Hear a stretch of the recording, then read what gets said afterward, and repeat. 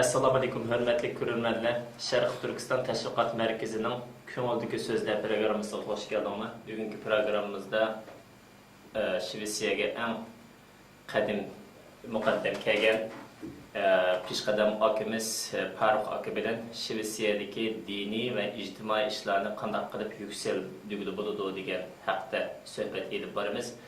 Farruq aka, siz Shvetsiyaga 1990 yilları geldiniz.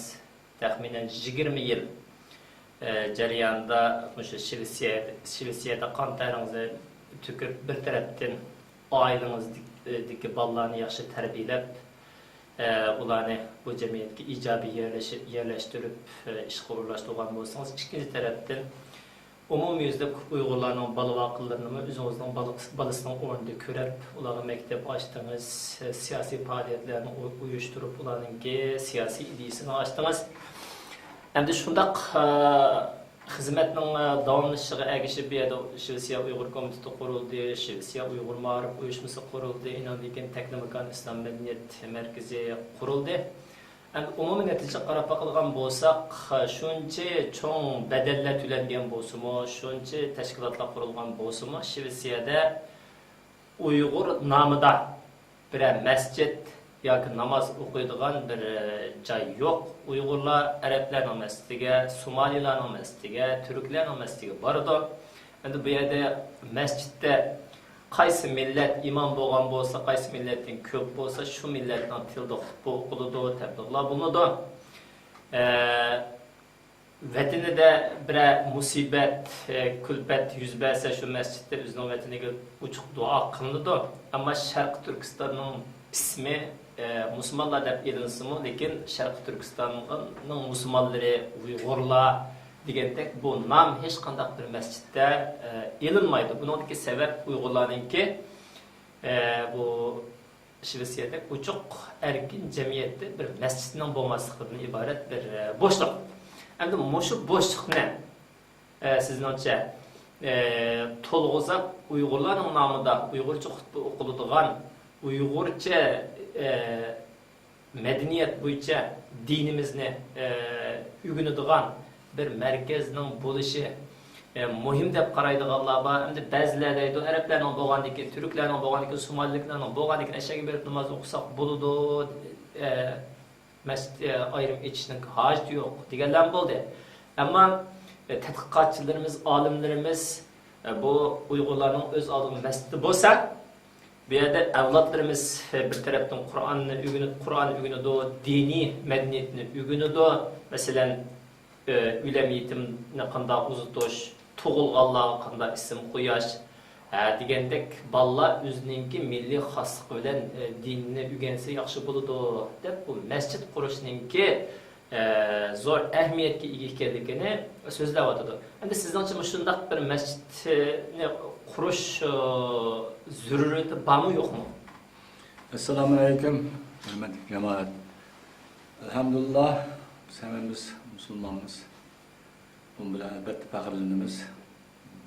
Hani bu aytgan gaplar nihoyatda idillik gaplar bo'lyapti. Chunki bizniki Uyg'ur jamiyati bu yerga kelganiga xeyli yillar bo'ldi. Bundan keyin albatta ko'p odam keldi deb hisoblanadi. Chunki hozirgi sharoitni hisoblasak, masalan, ko'chmanlar keladi. Endi hozirgi sharoitda masalan oz bo'lsa-mu baribir kelyapti. Endi bular endi albatta ko'p mashaqqatli hayotlarni beshidan kechirganlar. Endi bular birdan bir endi o'ziga panoh tilab kelganlar endi bular. Mashada yashasak, bolalarimizni tarbiyalasak, o'zimizniki urf-odatimizni mashada saqlab qolsak deganlarning ko'plari endi shunday fikrda endi.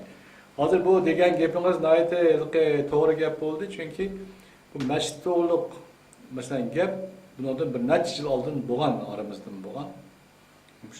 Shu yaqinda o'zingiz tanısangiz kerak, Tahir Hoji degan bir bizniki ishqalamlarimizdan biri o'zi ko'rsatib, tashabbus ko'rsatib, men masjid ochay deb shu faoliyatlarni o'tkazib, shunga tayyorliklarni qilgan bu yerda. Lekin uningga bu oldindan masalan to'liq o'ylanmagandan keyin hamma taraflari to'q planliq bo'lmagandan keyin bu amalga oshmay qoldi. Undan keyin endi yangi tashkilot qurildi bu yerda, ma'rif uyushmasi qurildi. Endi bu yerda kelayotganlar endi biz o'zimiz ozmi emas. Endi bu yerda yana bir alohidlik shuningki bu Shvetsiyada Uyg'urlar buna desak endi boshqa mamlakatlarga qaraganda farqlanadi turadigan joyi. Masalan, boshqa mamlakatlar har bir shaharda tursa, bu Shvetsiyada Stokgolmda asosan Uyg'urlar Stokgolm shahriga o'rnashgan. Tarqaq emas. Tarqaq emas bu. Bu endi boshqa mamlakatlarda ko'rilmaydi bu. Boshqa mamlakatlarda har bir shaharda tarqalgan holatda yashaydi ular. Bunda bu bir uyushma sifatida bu Shvetsiyada yashaydi deb o'ylayman. Endi hozirgi sharoitda mana biz masalan bu yerda kelganimizga mana 24 yil bo'libdi. Nayt ko'p vaqt bu 24 yil. Endi u yana 24 yildan ichida yana nimalar bo'ldi, Xudoning o'zi bildi. Endi bu yerda endi shuni men bilamanki, endi albatta bizning avlodimiz endi bundan keyin Shvetsiyada doim yashaydi degan bir umiddaman. Bu yerda yashaqda masalan bizning avlodimiz yashaqqa ketmaydi bu yerda. Bu yerda masalan hozirdan tortib o'shadan planni qilib qo'yishimiz kerak biz. Kelajakdan avlod qanday bo'ladi? Kelajakda biz qanday qilamiz? Endi u mechit masalan degan so'z endi ba'zilarga aytib cho'ng bir programma ko'tarilib ketildi. Bu cho'ng bir programma emas deb hisoblayman. Bu bizniki, hammamizniki, o'zimizniki, millatimiz bir bo'lgani uchun bir Uyg'ur jamoatchiligining bir mechiti bo'lsa, shunday yaxshi bo'ldi deb o'ylayman. Chunki bu yerga kelgandan keyin bular yig'ildi, mashada nikohlarni mashada o'tkazdi.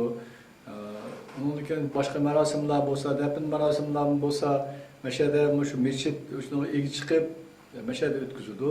Demak, mashada shu Shvetsiyadagi birdan-bir Uyg'urlarniki egidorchilik qildigan, u beshiga issiq-sovuq kelgan vaqtida yordam qildigan, undan keyin diniy ishlari, diniy faoliyatlari, shuning bo'yicha nima qildigan shu bir o'rin hisoblanadi. Shunga buningga nihoyat chiroyli gaplar bo'ldi deb o'ylaymiz. Endi bizning jamoat uningga menimcha hammasi qo'shilishi kerak deb o'ylayman. Faqat gap shundaki, bular endi qanday endi shu masalasi bo'yicha biz oldin bir munozara o'tkazsak ekan bir qatim. Endi bu referendumga o'xshash bir narsa o'tkazilsa, Uyg'urlarning har bir oilasi bilishi kerak. Shunga qanday fikr qildi? Shuni biz hammamiz endi ichki jamiyat bo'lgani uchun ichki jamiyat har bir oiladan shuning fikrlarini bilsak oldin.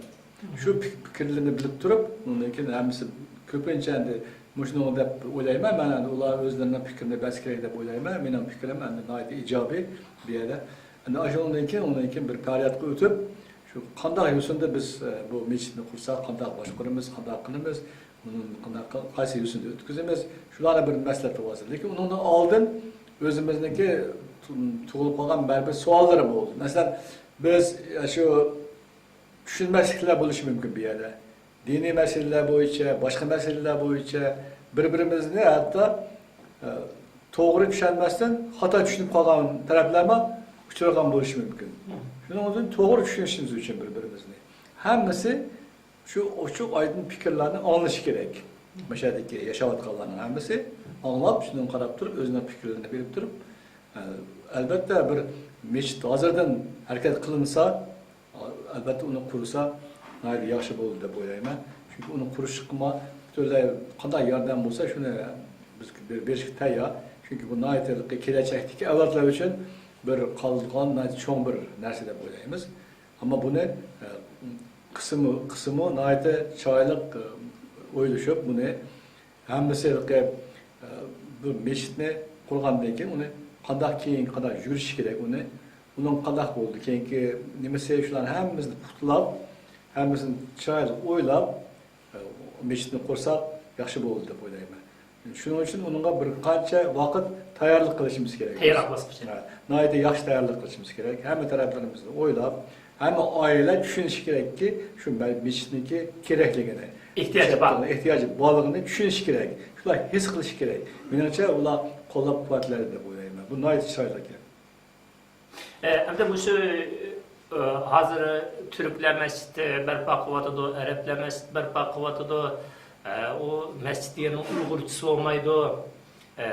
Qatnaşı bəsi buludu aşağı gibi. Deyilgen fikirler mi var mesela nemede?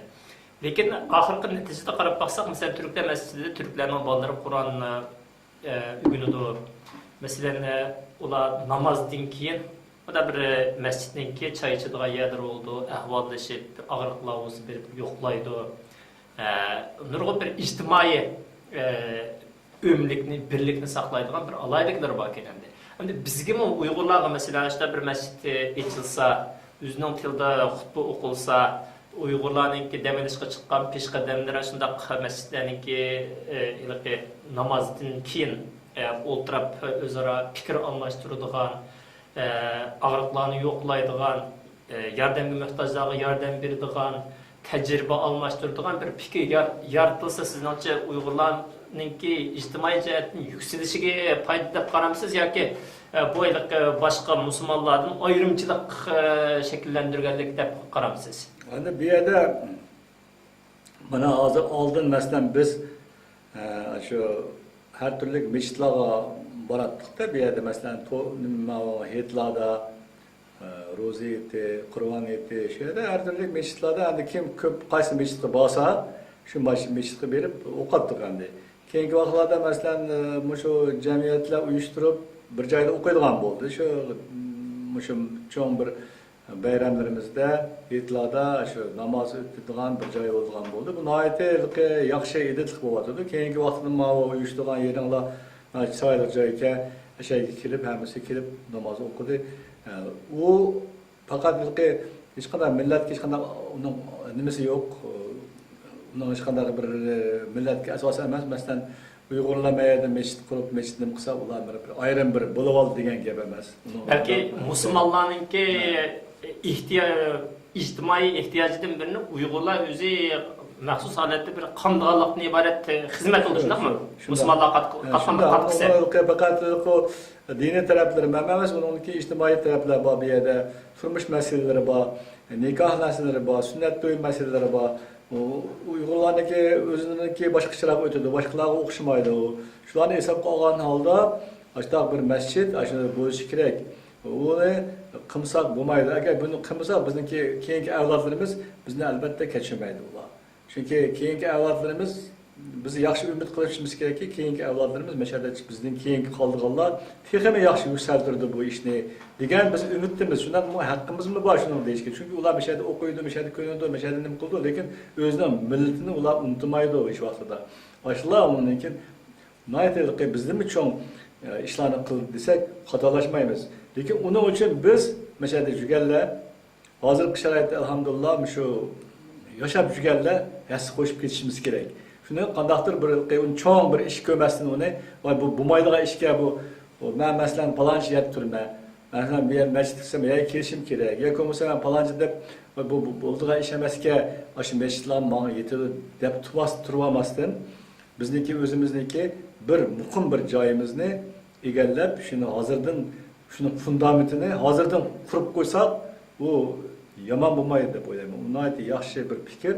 Lekin shuning uchun biz nihoyatda yaxshi taraddud qilishimiz kerak. Buni nihoyatda yaxshi tayyorlanib, hamma oiladagidek fikrlarni elib, ularniki qanday bo'ldi, qanday emas, va uning oldidan o'zimiz ana cho'nglar nimalar o'zimiz bir yig'ilib mashada qanday fikrlar bor o'ttirdi masalan. Qanday bir tushunmovchiliklar bor. Diniy masalalar bo'lsin, ijtimoiy masalalar bo'lsin, turmush masalalar bo'lsin. Masalan, vatandan kelganlar bilan Qozog'istondan kelganlar bilan orasida qanday farqlar bor? Nima uchun maktabga ikkiga bo'linib, maktab shu sharoitda biz yashayapmiz. Agar buni hozirdan qo'yversak buni, maktab bo'laversin desa, ya'ni bir qancha zaman o'tgandan keyin hech kim ham bu ishni qatmaydi, hech kim ham bu ishni uyushtirolmaydi. Hozir kash bo'lsa, mana hozir sizlar chiroyli fikr qilib o'tibsizlar, bu fikringlar durust bo'lib o'tibdi. Bu amalga oshirsak bo'ldi. Uni qo'yvatmaslik kerak. Menimcha eng oxirgi imkoniyatlar shu deb o'ylayman. Mushu imkoniyatlarni biz hisobga olib, mushu vaqtida biz chiroyli bir ish qilib olsak, kelajak avlodimiz uchun bir chiroyli ish qilib ketgan bo'lamiz. Chunki ko'ryapsiz. Masalan, biz kelganimizga 24 yil bo'libdi. Sizning kelganingizga mana 8 yil bo'ldi deb o'ylayapsiz. Bugun kelganda ko'rindi. Bolalarni masalan yigitlarga yaqinda keldi, lekin palonchilik ketdi. Atugün palonchilik kutadi. Xudo xolasa endi har kim o'zining shu umrni kechirgan gap, lekin biz boqiy emas, buni nazarda tutishimiz kerak endi. Masalan, birinchi qitim mashaga Uyg'urlarning kelganiga masalan, 29-yil, 30-yillar kelibdi-ku. Uyg'urlar bu yerga. Qancha yil o'tib ketdi hozir? Az qolganda bir 70-80 yil o'tib ketdi Uyg'urlarning kelganiga. Lekin ular kelib mashada endi o'z-o'zidan yo'qolib ketibdi oz bo'lgan sababidan. Endi biz endi hech qancha undan bo'lmasligimiz kerak deb o'ylayman. Biz astoydil shu o'zimizning dinini, o'zimizning madaniyatimizni, o'zimizning urf-odatimizni mashada umumiy ravishda saqlab qolishimiz kerak. Uning uchun shu bir markaz bo'lib hisoblanadi deb o'ylayman. Chunki hammamizni qo'shtirdi. Din deganda hammamiz bor bu yerda. Dinda hammamiz alhamdulillah hammamiz musulmon, hammamiz endi shu biriga bizni yig'ilgan shu mashada endi birdan bir asos shu din bo'lib qolyapti mashada. Bizning dinimiz, bizning urf-odatimiz, boshqa narsalarimiz bo'lib qolyapti. Shuning uchun bu yerda endi hech bir to'solg'a keladigan bir narsa yo'q bo'lsa kelibdi. Hamma oila endi xo'p deb unga javob berish kerak deb o'ylayman, lekin uning oldin tayyorgarligini qilib, uniki yaxshi nimalarni qilib, uniki uni o'ttirib qo'ysak, hamma bir oila o'zining fikrini aytsa, shuni qarab turib ish qilsa.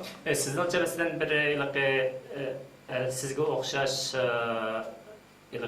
jamiyat oqsoqollari, peshqadamlardan bir guruhga inandaki şu teşkilat aktif faaliyet kılayotgan faaliyetçilerden bir neçe vekil öy berip